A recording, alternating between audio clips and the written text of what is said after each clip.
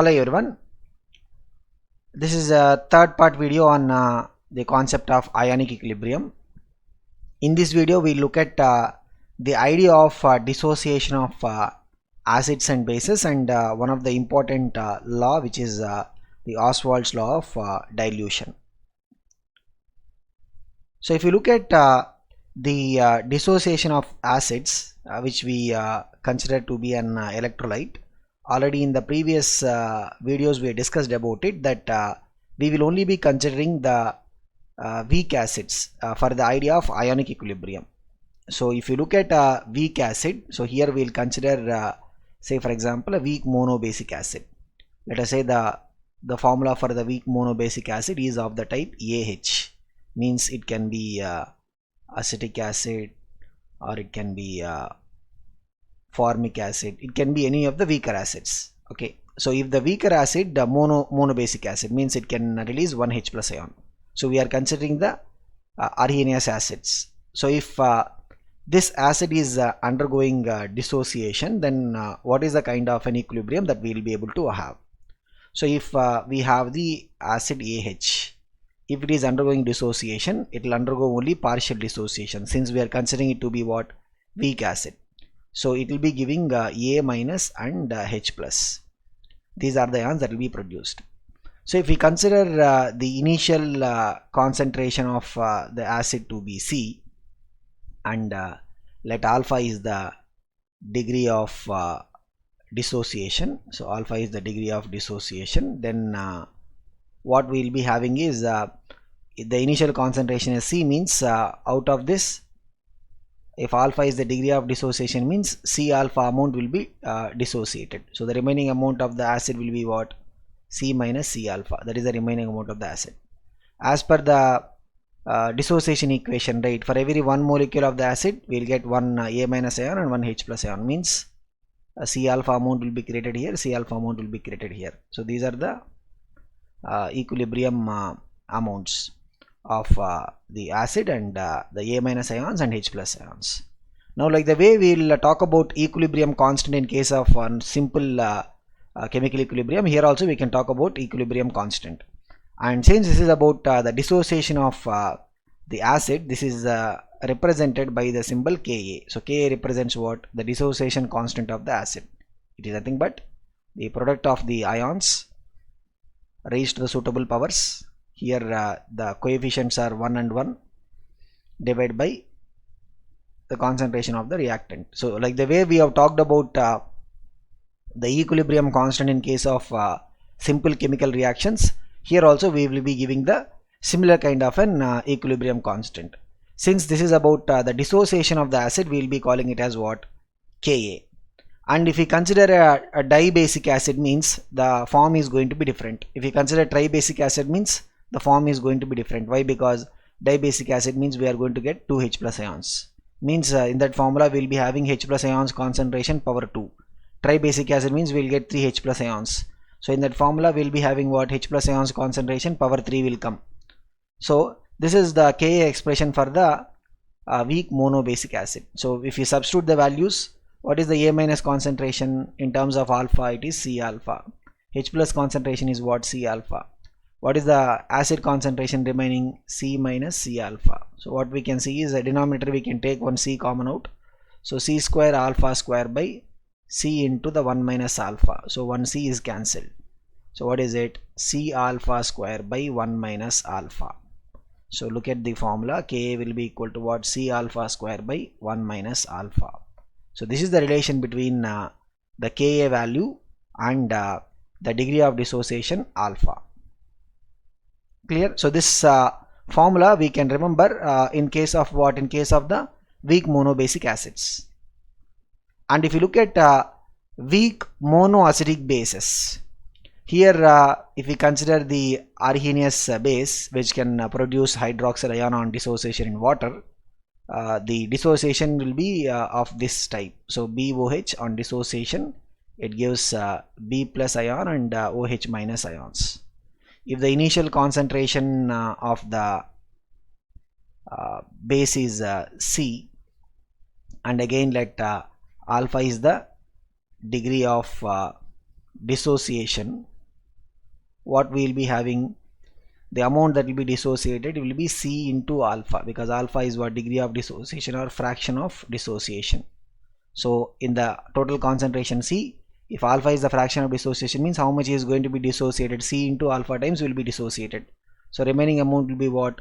Original amount minus C alpha. This is the amount at the equilibrium stage.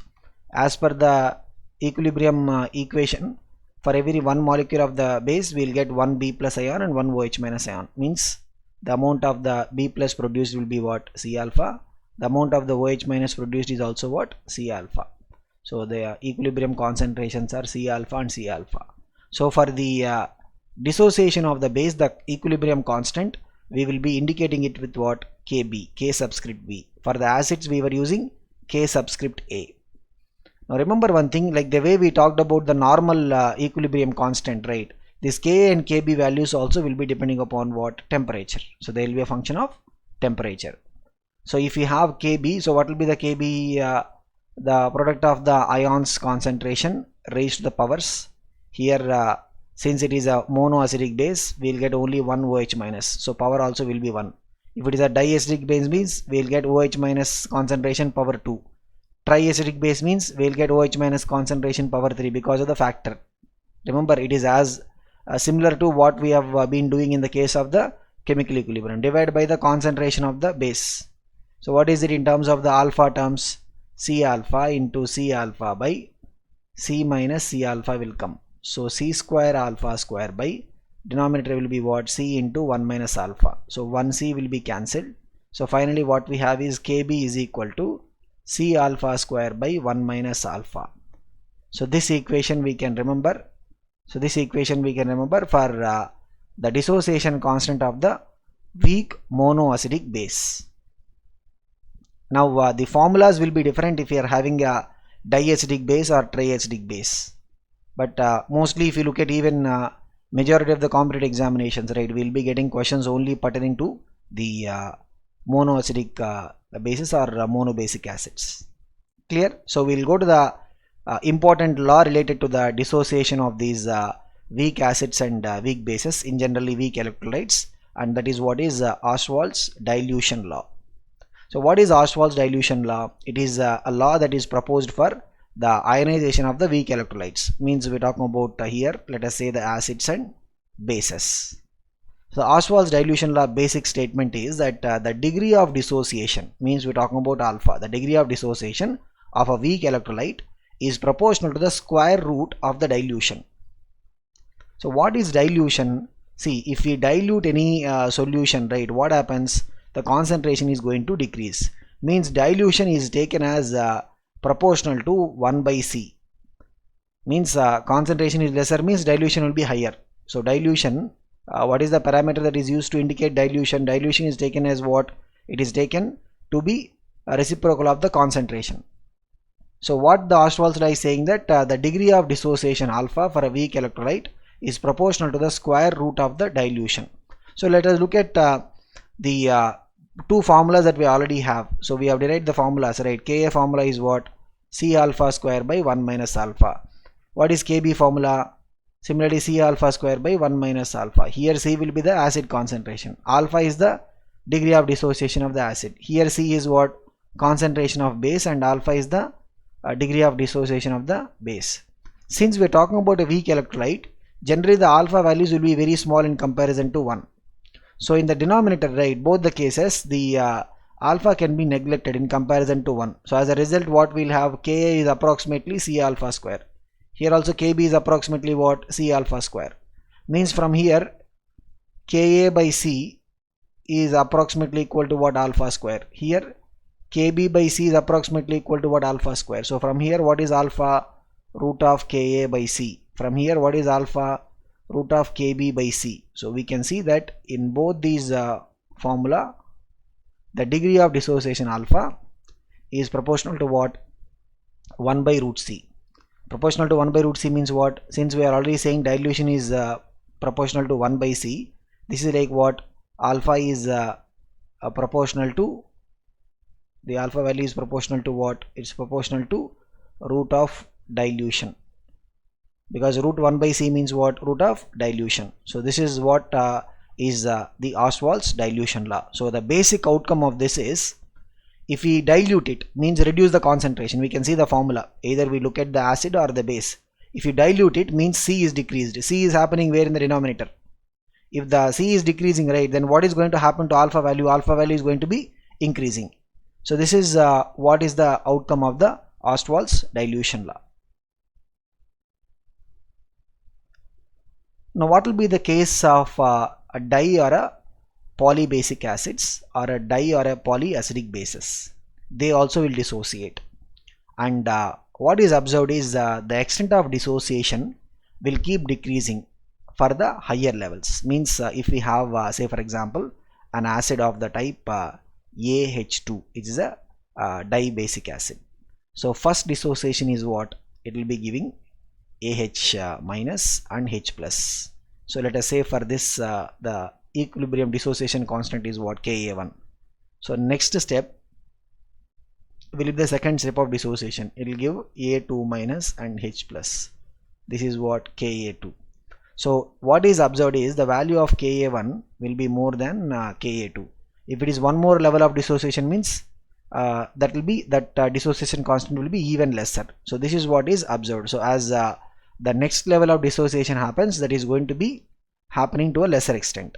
And if you look at the overall reaction, what will be the overall dissociation? What will be the overall dissociation? It will be AH2 giving rise to A2 minus plus 2H plus.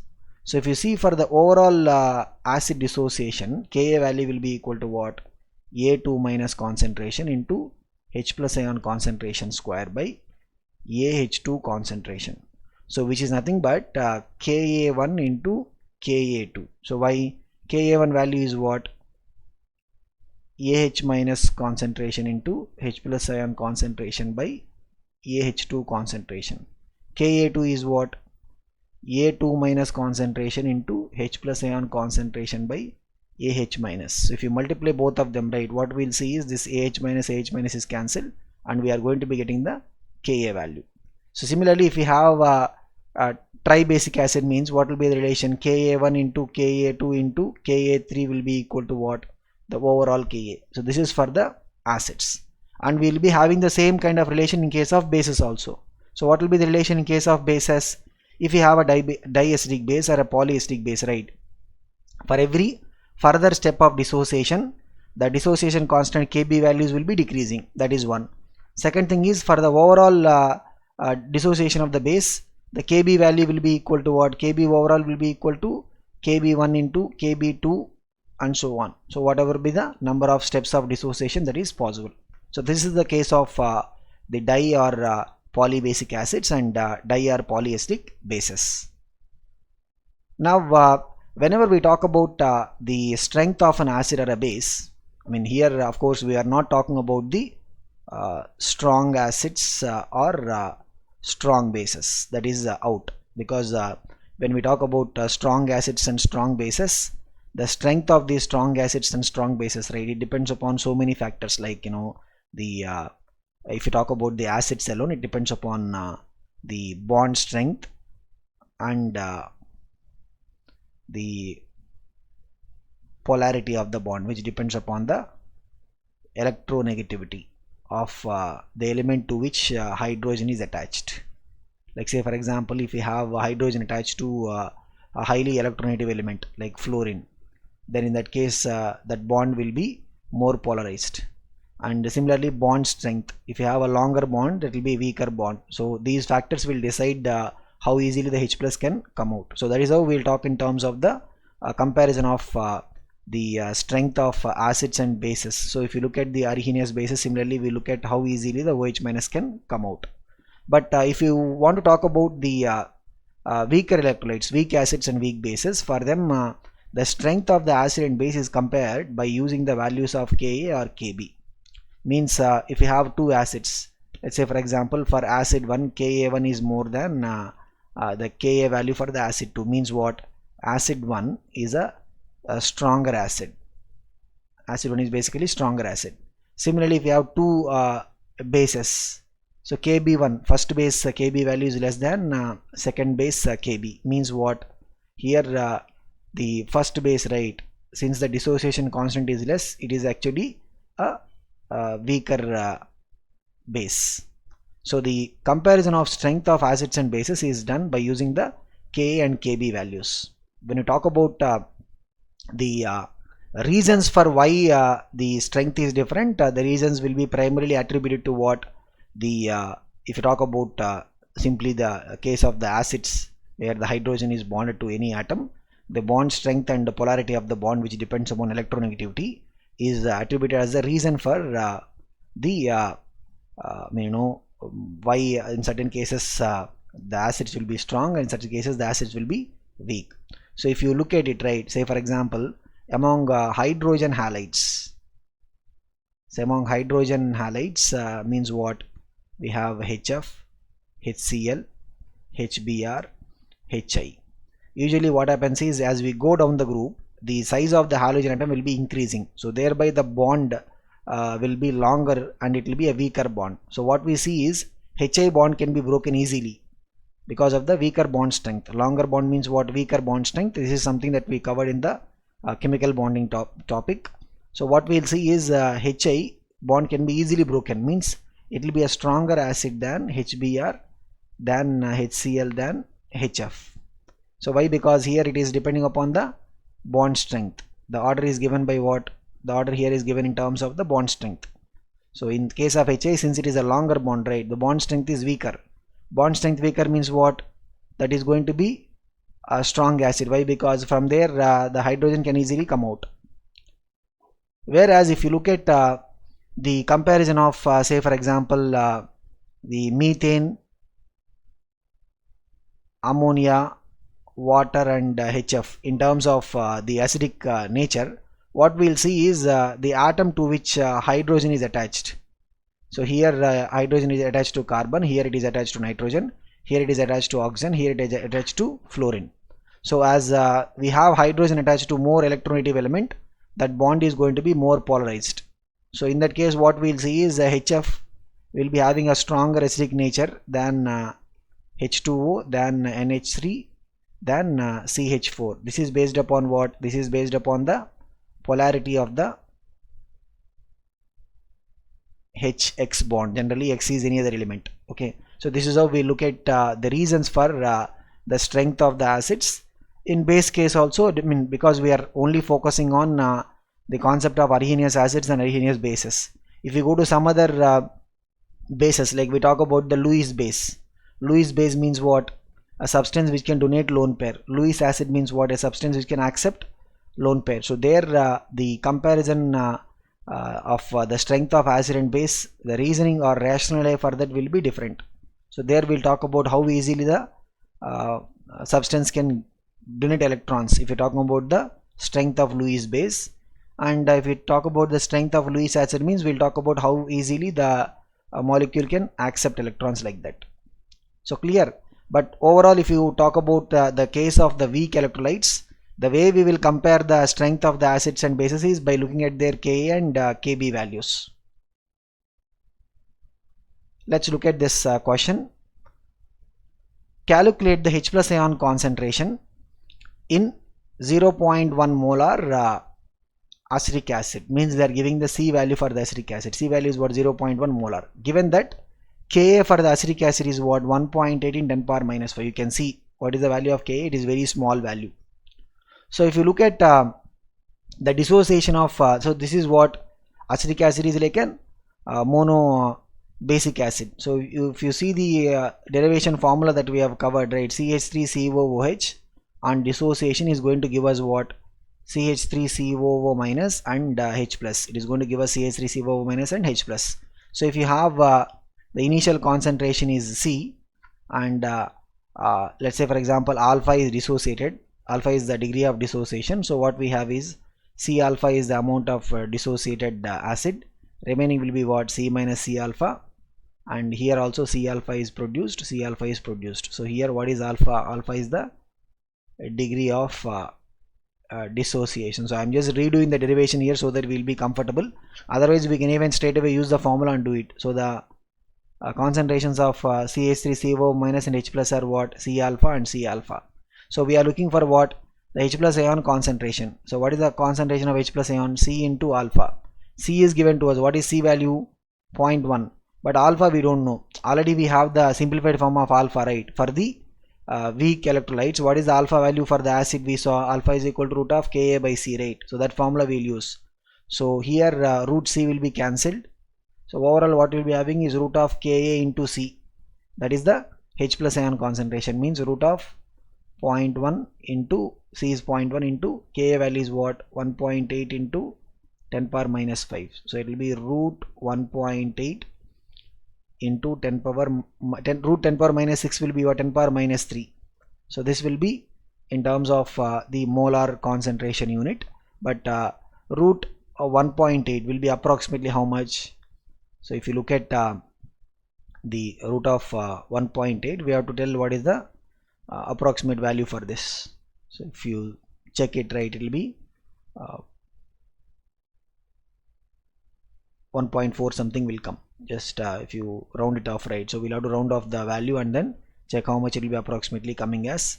So this is how we are going to be looking at the questions. So here in case of the dissociation of an weak acid or weak base, we have the Ostwald's dilution law formula. What is it?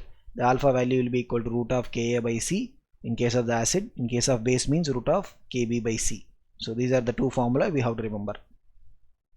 So this is what we have to cover in case of the dissociation of the weak acids and weak bases.